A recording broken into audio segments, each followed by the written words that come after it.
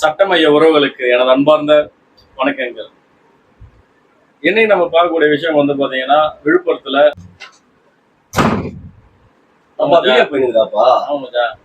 என்னப்பா கண்டென்ட் இன்னைக்கு விழுப்புரத்துல வந்து முன்னாள் டிஜிபிக்கு வந்து 3 வருஷம் சிறை தண்டனை கொடுத்தாங்க. அதான் மச்சான் கண்டென்ட். நீ வேற ஏதாவது பேசிங்க. ஹாட் டாபிக்க விஜய் அண்ணன் கட்சி ஆரம்பிச்சுக்கிறாரு, அதை பத்தி எதுவும் பேசாம டிஜிபி அரெஸ்ட் பண்ணிக்கிறாங்க, அதை பத்தி சொல்லுகிறேன்.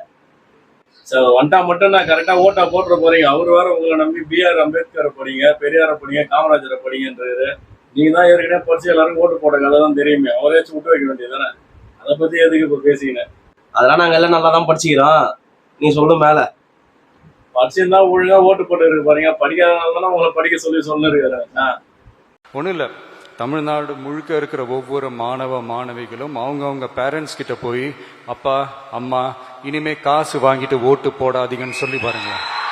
அவர் வேற உங்களை நம்பிதான் இறங்கணும்னு வேற சொல்றாரு. கவுத்து வேத்து விட்டுற பாருங்க. முன்னாடியே வேற சொல்லி இருக்காரு கவுத்து வேத்து விட்டுற பாருங்கன்ட்டு. கவுத்து விடாம இருந்தான்னு பாத்துங்க. சரி, அதெல்லாம் இருக்கட்டும். அதான் கட்சி ஆரம்பிக்கணுமே. கட்சி ஆரம்பிக்க முன்னா எப்படி தந்தனையா எல்லாரும் நிக்க போறீங்க? நீ கேட்கறதுலாம் கரெக்ட் தான்ப்பா. ஏற்கனவே நாங்க ஏக்கம் வச்சே நல்ல கவுன்சில் எலெக்ஷன்ல நின்று பெருவர நேரத்துல நல்லா ஒரு பேர் ரீச் பண்ணிக்கிறோம். நல்ல விஷயம் எங்களுக்கு கிடைச்சிக்குது.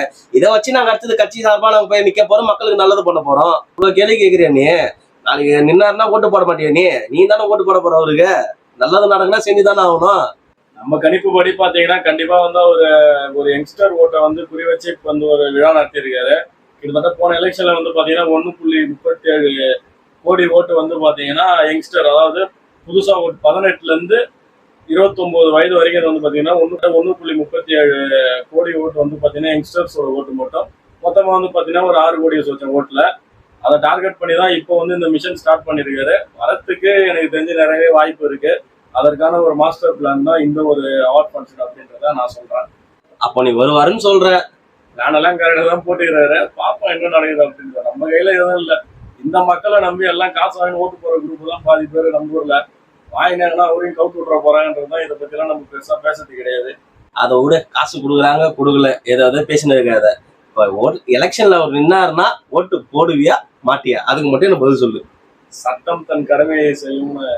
அப்போ பார்ப்போம். சரி, ஏதோ பேசினுக்கிற, அடுத்த கண்டென்ட்டை போட்டுனுக்கிற, நான் டிஸ்டர்ப் பண்ணிட்டேன். நீ உன் கண்டென்ட்டை ஸ்டார்ட் பண்ண, நான் போறேன். வா வா வா.